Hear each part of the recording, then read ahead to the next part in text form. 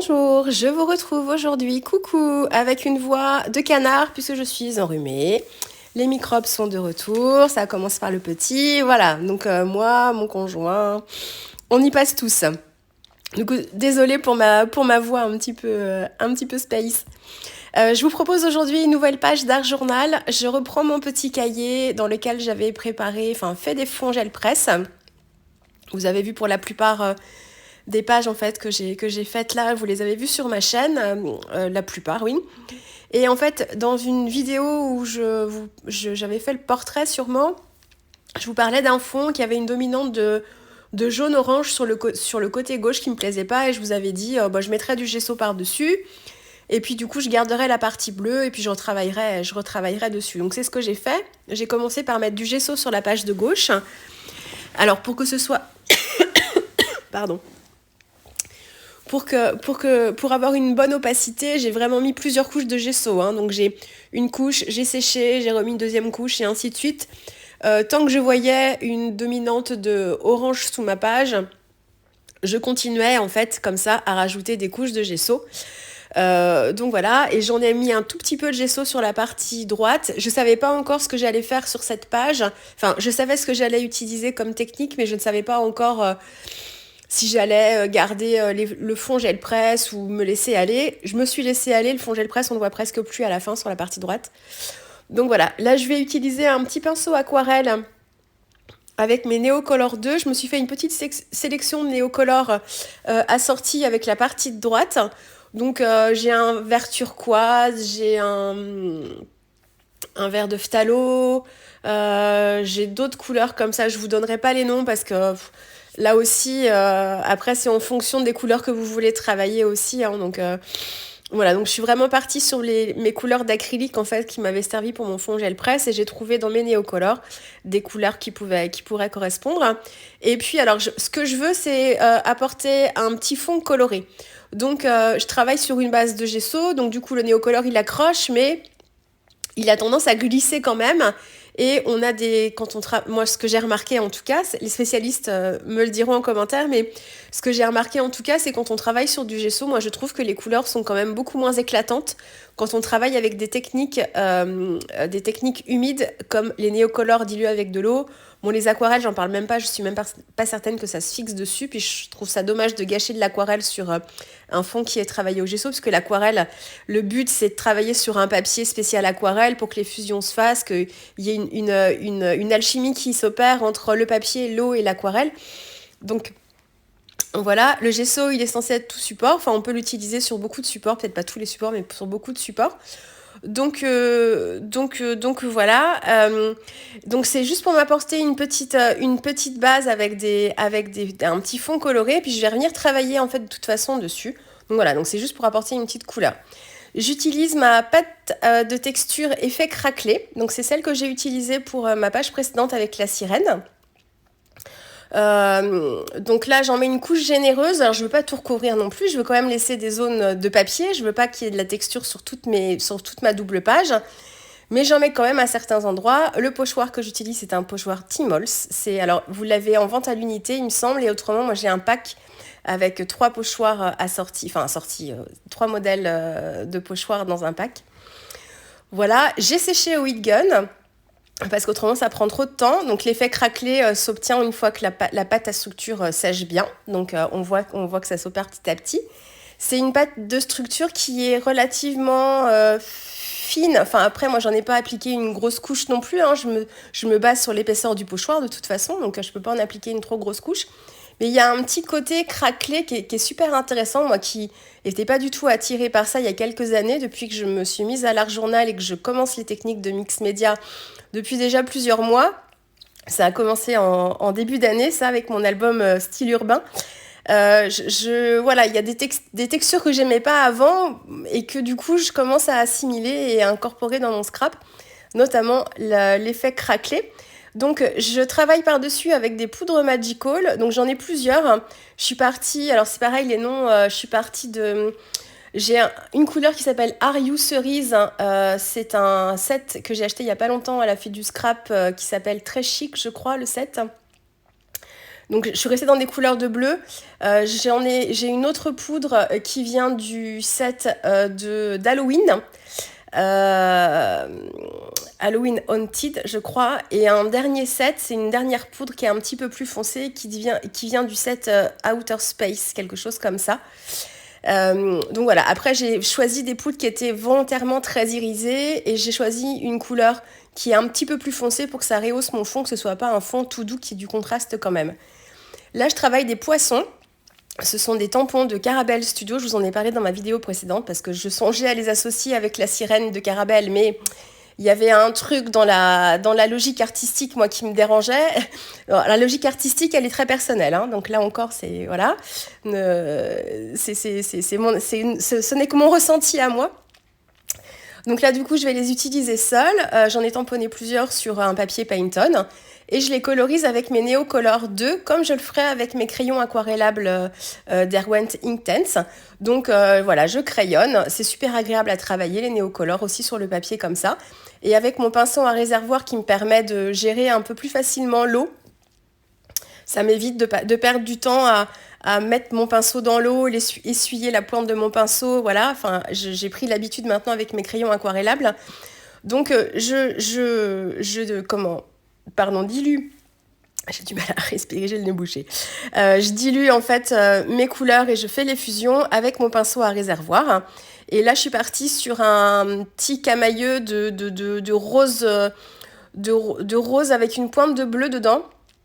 Hein, moi j'appelle ça une couleur violine un petit peu, là il y a un pourpre dedans. Vous voyez, donc, on est vraiment dans ce thème-là et j'ai 3 couleurs de Neocolor différentes.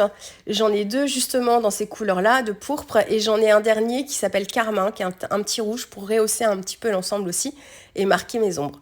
Donc je travaille mes poissons avec toujours mes 3 mêmes crayons. Par contre, sur un poisson, j'ai mis juste que les couleurs pourpre et pas de carmin.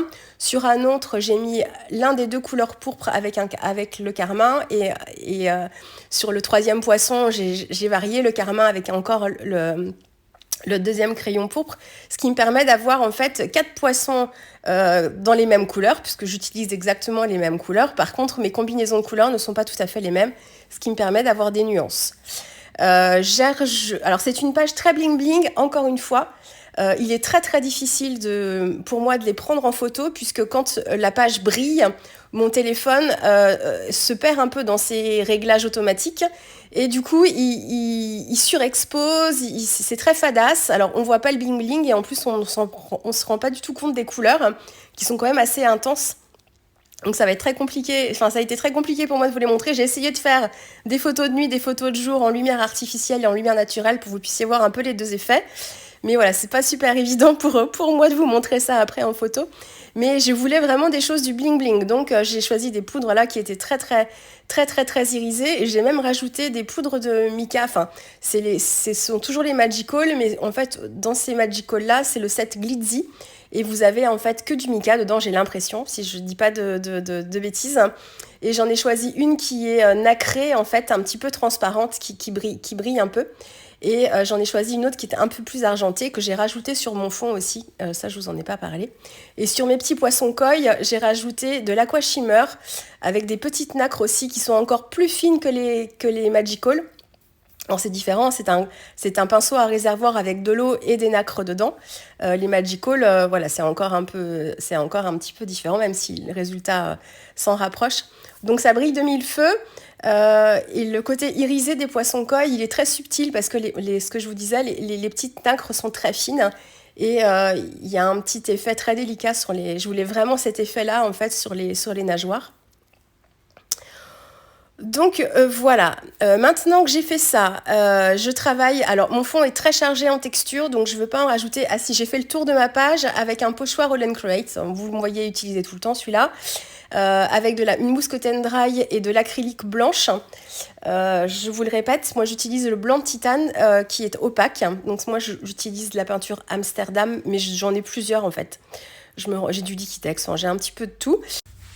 Donc j'ai rapporté du blanc comme ça en faisant tout le tour de ma page. Et là je suis en train de texturiser mon fond un tout petit peu, mais vraiment en ton sur ton, avec des Distress Oxide. Donc je travaille avec plusieurs couleurs. J'ai le Crack Pistachio, j'ai le Peacock Feathers, le Citrus et j'ai le Pine Needle.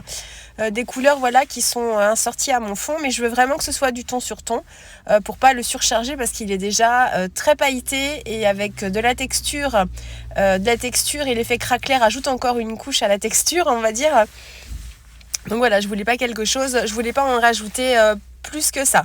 Donc je travaille du ton sur ton avec un tampon Laine Create et ensuite je rajoute un peu de contraste avec de l'encre noire. Donc là c'est un vieux tampon Laine Create, je sais même pas s'il est encore distribué. Il y a des ribambelles de chiffres, il est assez graphique et il y a des petites bulles aussi dedans. Enfin moi ça me fait penser à des bulles, donc j'en ai tamponné plusieurs. Ça va venir en fait comme ça.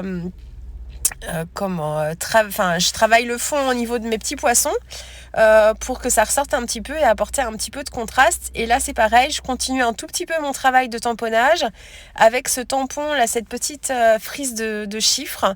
Donc je vais tamponner en bas, je vais compléter un petit peu le tamponnage avec un deuxième tampon de cette même planche là. Et puis je viens compléter comme ça au fur et à mesure.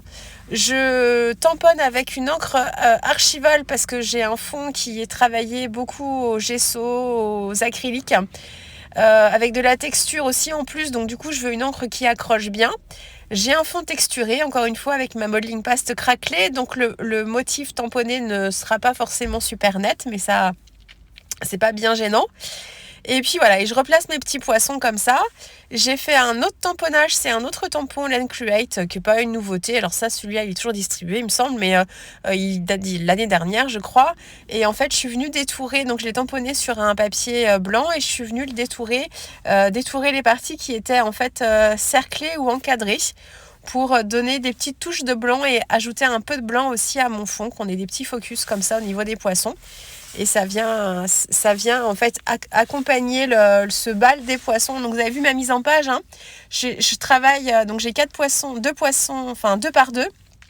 J'ai 2 paires de chacun des 2 poissons et je viens travailler comme ça une mise en page en diagonale en travaillant vraiment la partie basse et gauche de ma page.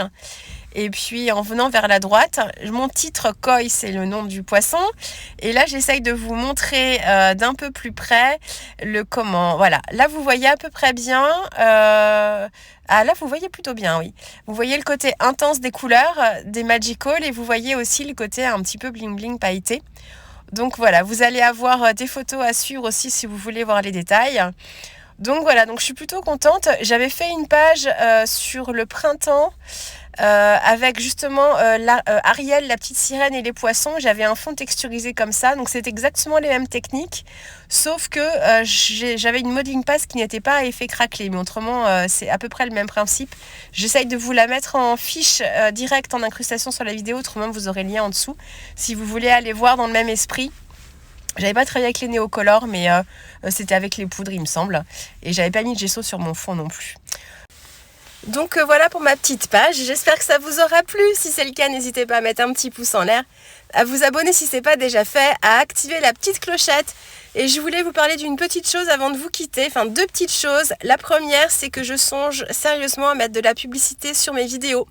Alors j'ai attendu le plus possible pour pas vous embêter avec ça, mais voilà, j'y pense de plus en plus, donc ne soyez pas surpris si vous voyez des publicités sur mes prochaines vidéos. Alors je sais pas si j'en mettrai sur la prochaine ou je sais pas encore quand, mais j'y pense de plus en plus, donc voilà, ne soyez pas surprise. Voilà, j'ai essayé d'attendre le plus possible, mais là je pense que je vais le faire. Donc voilà, je voulais vous prévenir. Et puis la deuxième chose, j'organise un petit concours sur mon compte Instagram pour fêter mes 3000 abonnés. Donc je vais faire le concours, je pense, ce week-end. Donc guettez mon compte Instagram. Il y a un très gros lot. Vous allez être très gâtés. Donc voilà, n'hésitez pas à aller faire un petit tour sur mon compte Instagram d'ici ce week-end. Je vous réserve une petite surprise. Voilà, je vous laisse avec la suite des photos. Et puis je vous dis à très vite avec une prochaine vidéo. Au revoir.